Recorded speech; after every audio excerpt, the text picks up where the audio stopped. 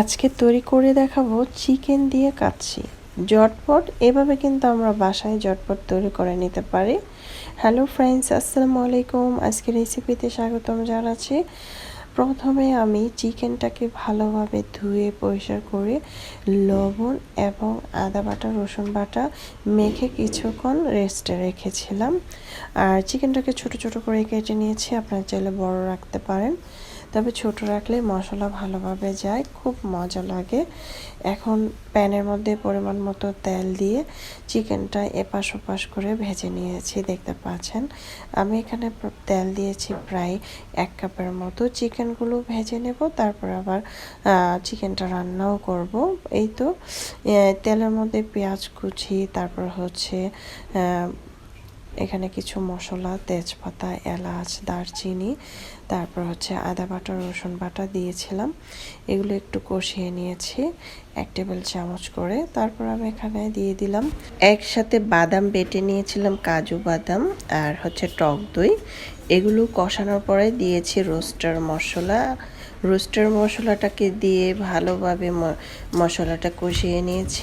আর এখানে কিন্তু আমি কাঁচামরিচও দিয়েছি, মরিচের গুঁড়াও দিয়েছি প্রায় 2 টেবিল চামচের মতো। তারপরে চিকেনটা দিয়ে দিলাম। চিকেনটাকে দিয়ে ভালোভাবে এপাশ ওপাশ করে কষিয়ে নিতে হবে। স্টেপগুলো ফলো করলে রান্নাটা পারফেক্ট হবে। এখন ঢাকনা দিয়ে ঢেকে রেখেছিলাম 2 মিনিট, ভালোভাবে কষিয়ে নিলাম। যেরকম এরকম লাল লাল হয়ে আসবে তখন দিয়ে দিচ্ছি লিকুইড দুধ 1/2 লিটারের মতো। আর এখানে কিছুটা আস্ত কাঁচামরিচ দিয়ে দিলাম। আমি এখানে কোনো পরিমাণ পানি অ্যাড করব না, আমি এই দুধ দিয়েই কিন্তু রান্নাটা কমপ্লিট করব। এখন ঢাকনা দিয়ে ঢেকে রাখবো। আর এখানে পরিমাণ মতো লবণ দিয়ে দিলাম। আর চাইলে একটু চিনি অ্যাড করতে পারেন, বাসায় টেস্টি সল্ট থাকলে সেক্ষেত্রে অ্যাড করতে পারেন। ঢাকনা দিয়ে চুলার আঁচ বাড়িয়ে দিয়ে রান্না করে নিয়েছি প্রায় 2 থেকে 3 মিনিট। ঝোলটা যখন এরকম মাখা মাখা হবে তখন দিয়ে দিলাম পেঁয়াজ বেরেস্তা দিয়ে, তারপর আমি এটাকে উঠিয়ে নেব।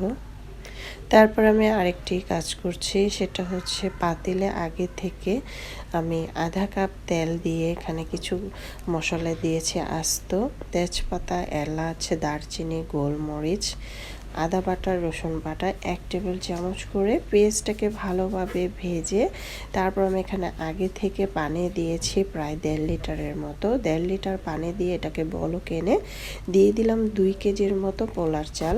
পোলার চালটা আগে থেকে ধুয়ে পরিষ্কার করে ভিজিয়ে রেখেছিলাম 10 মিনিট।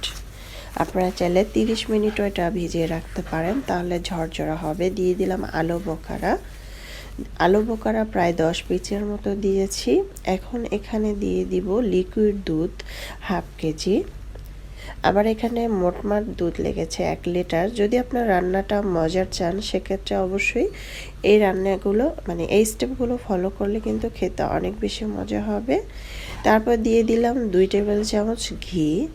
একসাথে দিয়ে নেড়ে চেড়ে ঢাকনা দিয়ে ঢেকে রাখবো। পরিমাণ মতো লবণ এখানে অ্যাড করেছি, ঢাকনা দিয়ে ঢেকে রাখবো।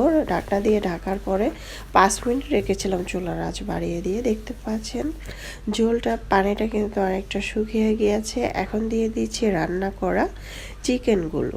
চিকেনটা দেওয়ার পরে আমি এখন চিকেনটা ভিতর থেকে আমি এটা দিয়ে তারপর নেড়ে চেড়ে উল্টিয়ে পাল্টিয়ে আমি 5 মিনিট রেখেছিলাম আর দমে রেখেছিলাম 10 মিনিট। 10 মিনিট পর চলে আসলাম, একটি বাটিতে পরিবেশন করে নিয়েছি। আর এখানে কিন্তু আমি অরেঞ্জ কালার, যাতে একটু দেখতে কালার হয়।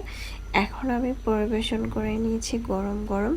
এরকম করে চাইলে আপনারা ঝটপট তৈরি করতে পারেন, খেতে অনেক বেশি মজা হয়েছিল। আর রেসিপি ভালো লাগলে চ্যানেল সাবস্ক্রাইব করে লাইক দিয়ে পাশে থাকবেন। দর্শক, বেশি বেশি ভালো থাকবেন, খাবার কখনো অপচয় করবেন না। আমরা চাইলে কিন্তু এক এক দিন এক এক রকম করে এই মজাদার রেসিপি তৈরি করে খেতে পারি। বাসায় যখন লোকজন বেশি থাকবে তখন চাইলে ট্রাই করতে পারেন, খেতে অনেক বেশি মজা হয়েছিল। আল্লাহ হাফেজ।